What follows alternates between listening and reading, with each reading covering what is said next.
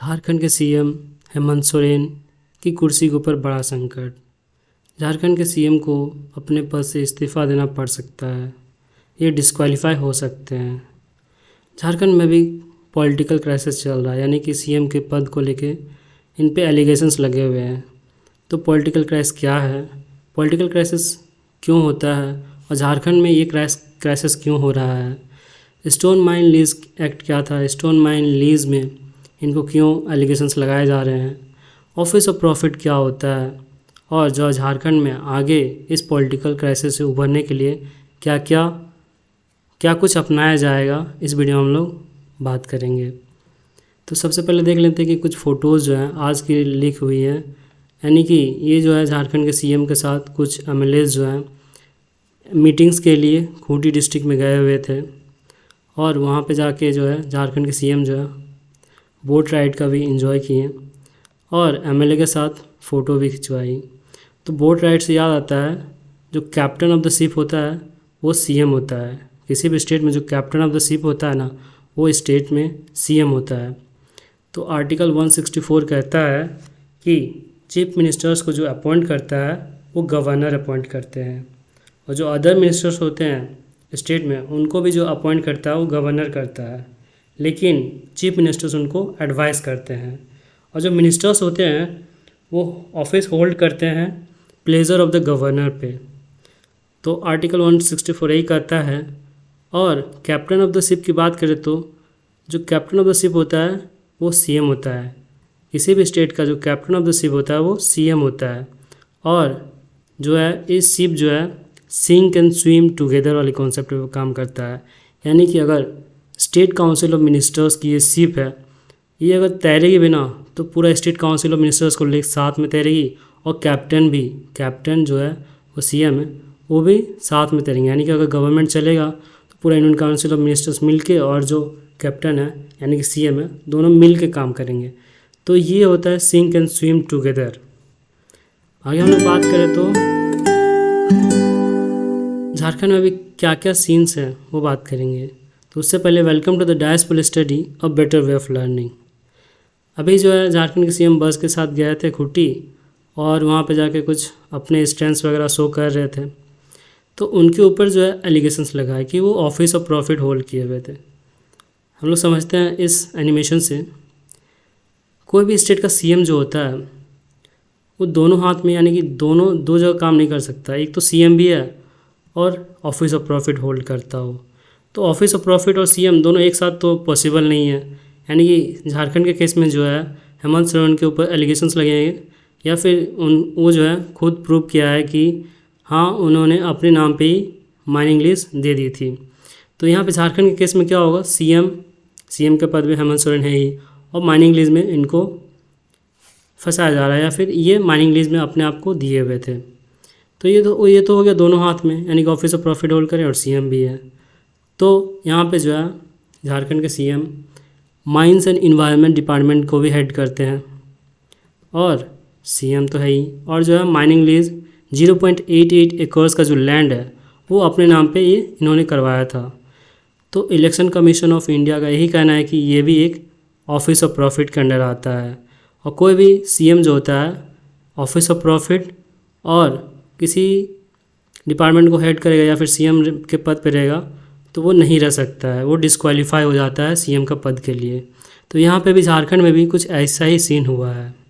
और इनके फादर जो शिबू सोरेन थे उनको भी 2002 में इसी ऑफिस ऑफ प्रॉफिट को लेके ही गिल्टी पाया गया था। Mining lease, the stone mining lease जो है 0.88 एकर्स का जो लैंड है ये अपने नाम पे करवा लिए थे अनगढ़ा के पास, जो रांची से कुछ किलोमीटर्स की दूरी पर है। और साथ ही ये माइंस एंड इन्वायरमेंट का भी नेतृत्व कर रहे थे, और उन्हीं के दौरान जो है अपने नाम पे 0.88 एकर्स का लैंड को लीज करवा लिया। तो section 9A of the representation of people act कहता है कि गवर्नमेंट का जो है डिस्क्वालिफिकेशंस कैसे हो सकता है। तो any person shall be disqualified if and for so long as there subsists a contract entered into by him। यानी कि अगर कोई कॉन्ट्रैक्ट में अगर वो खुद पढ़ेगा यानी खुद करेगा साथ ही साथ जो है वो सीएम भी हो। In the course of his trade और business with the appropriate government for the supply of goods to or for the execution of any works undertaken by the government। यानी कि अगर वो किसी और कॉन्ट्रैक्ट में आता है, वो सीएम भी है और किसी और कॉन्ट्रैक्ट में आता है या फिर किसी गुड्स का सप्लाई करवाता हो, तो वो जो है इस ग्राउंड्स पे वो डिस्क्वालीफाई हो जाएगा। इस एक्सप्लेनेशन को मैं नहीं पढ़ूँगा, आप लोग पढ़ सकते हैं। आगे हम लोग बात करें तो जो लोकेशन, झारखंड का लोकेशन काफ़ी इंपॉर्टेंट हो जाता है। हालांकि आप लोग को मालूम होगा, लेकिन फिर भी मैं दिखाना चाहूँगा कि झारखंड की लोकेशन यहाँ पे है। झारखंड की लोकेशन की बात करें तो यहाँ पे झारखंड है और झारखंड की जो है सीएम, हालांकि सीएम हेमंत सोरेन जी है, लेकिन अभी क्वेश्चन मार्क उन पे बना हुआ है। आगे बात करें तो जो गवर्नर झारखंड के वो रमेश बैस जी हैं। पॉपुलेशन झारखंड का 3.19 करोड़ का है 2012 का डाटा के हिसाब से। और जो हाईएस्ट माउंटेन पीक है वो पारसनाथ 1365 मीटर का जो इनका हाइट है पारसनाथ का। आगे हम लोग बात करें झारखंड के कुछ बाउंड्री स्टेट्स भी हैं और झारखंड से जो है ट्रॉपिक ऑफ कैंसर भी पास होता है। और अभी जो है रिसेंटली झारखंड में जो है प्राइम मिनिस्टर भी आए हुए थे यहाँ पे देवघर में एयरपोर्ट का उद्घाटन के लिए, और यहाँ पे जो है बाबा बैद्यनाथ धाम टेम्पल में आके पूजा भी किए थे। तो झारखंड काफ़ी न्यूज़ में बना हुआ है और झारखंड से क्वेश्चन आने की संभावना बनी रहती है क्योंकि काफ़ी न्यूज़ में है। और हम लोग बात करें तो झारखंड के बाउंड्री स्टेट्स की बात करें तो जो नॉर्थ में झारखंड का वो बिहार आ जाएगा और बिहार के सीएम जो है नीतीश कुमार जी हैं। और अभी जो है यहाँ बिहार में भी कुछ पॉलिटिकल क्राइसिस हुए थे, यानी कि नीतीश कुमार जी बीजेपी को छोड़ के महागठबंधन से सरकार बनाए थे, तो यहाँ भी पॉलिटिकल क्राइसिस हुआ था कुछ दिन पहले ही। और बात करें तो जो है वेस्टर्न साइड पे झारखंड के यूपी आ जाएगा। यूपी में जो सीएम है योगी आदित्यनाथ जी हैं और वहाँ पे बीजेपी की सरकार है। हल्का साउथ साइड में जो है छत्तीसगढ़ आ जाएगा। छत्तीसगढ़ में जो है सीएम भूपेश बाघेल जी हैं और वो आईएनसी यानी कि इंडियन नेशनल कांग्रेस से बिलोंग करते हैं। और साउथ साइड में उड़ीसा में जो है सीएम नवीन पटनायक हैं और ये बीजेडी से यानी कि बीजू जनता दल से बिलोंग करते हैं। और जो है ईस्टर्न साइड पे वेस्ट बंगाल में तो आप लोगों को सबको मालूम है सीएम कौन है, ममता बनर्जी है और वो टीएमसी से बिलोंग करती हैं। तो ये कुछ झारखंड के बाउंड्री स्टेट्स हैं और उनके सीएम के बारे में है। और अभी जो सिचुएशन यहाँ झारखंड में हुआ है कि झारखंड में जो सीएम है वो रांची से खूंटी गए थे और खूंटी में वहाँ पे बोट राइड की, मीटिंग्स वगैरह की, और जो है वो फिर जो है आज की शाम को फिर रांची आए हैं। और मैं भी यहाँ से कुछ कहीं और भी जा सकते हैं क्योंकि काफ़ी एमएलएज़ के जो है बैग्स वगैरह पैक करके आए हुए थे। तो यहाँ पे हॉर्स ट्रेडिंग का डर बना हुआ था, इसीलिए जो है काफ़ी एमएलए को या तो रिजॉर्ट में रखा जाएगा या तो उनको सेफ जगह में रखा जाएगा। ये हमेशा होता आया है। आगे हम लोग बात झारखंड में जो इलेक्शन हुआ था 2019 में 5th लेजिस्लेटिव असेंबली का इलेक्शन हुआ था, उसमें क्या कुछ नंबर्स थे और जो है झारखंड के सीएम हेमंत सोरेन सीएम कैसे बने उस टाइम पे। तो जो 5th लेजिस्लेटिव असेंबली का जो दिसंबर में इलेक्शन था उसका रिज़ल्ट कुछ इस प्रकार था। यूपीए से जो है 47 सीट्स जीते गए थे और इसी के साथ जो है यूपीए की सरकार बनी। यानी कि यूपीए में कौन कौन आते हैं तो यूपीए में झारखंड मुक्ति मोर्चा हो गया, Indian national Congress and the राष्ट्रीय जनता दल, इन सब ने जो है मिला के 47 सीट्स जीती थी झारखंड से। और यहाँ पे जो है सीएम बनाया झारखंड मुक्ति मोर्चा से हेमंत सोरेन जी को। तो ये 2019 का इलेक्शन का रिजल्ट था। और वहीं पे जो एनडी की बात करें तो भारतीय जनता पार्टी से 25 सीट जीते गए थे और कुछ जो है पार्टीज़ इस तरह से सीट जीते गए थे। और झारखंड में टोटल जो है सीट्स हैं 81 है। तो यहाँ पे झारखंड का जो है 2019 का जो इलेक्शन का रिजल्ट कुछ इस प्रकार रहा था।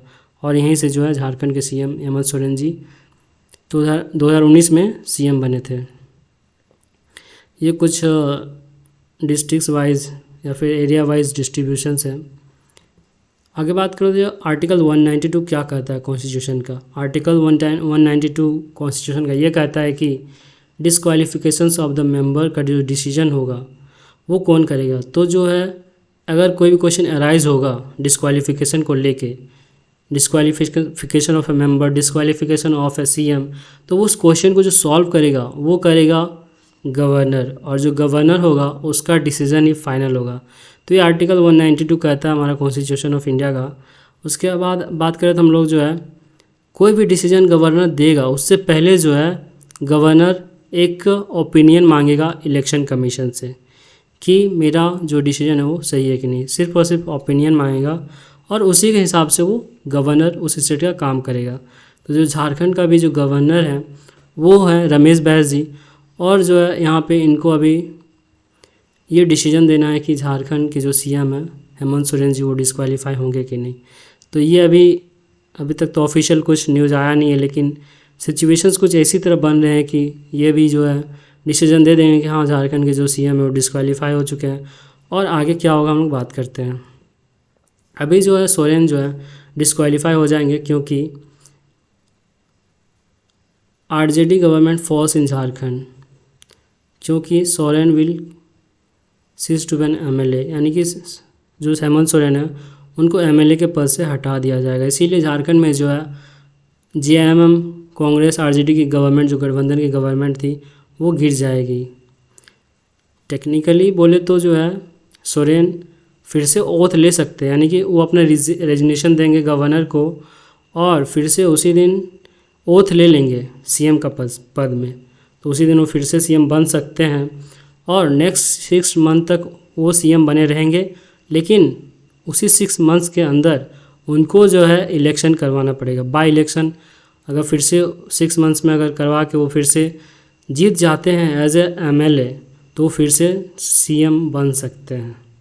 तो यहाँ पे एक इम्पोर्टेंट बात याद रखना है कि हाँ बाई इलेक्शन के रूप में फिर से झारखंड के सीएम अगर डिस्क्वालीफाई होते हैं तो वो आ सकते हैं।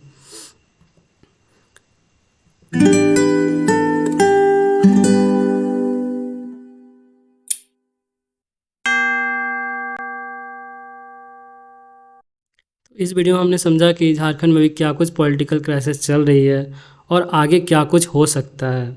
मिलते हैं नेक्स्ट वीडियो में, तब तक के लिए जोहार झारखंड, जय हिंद।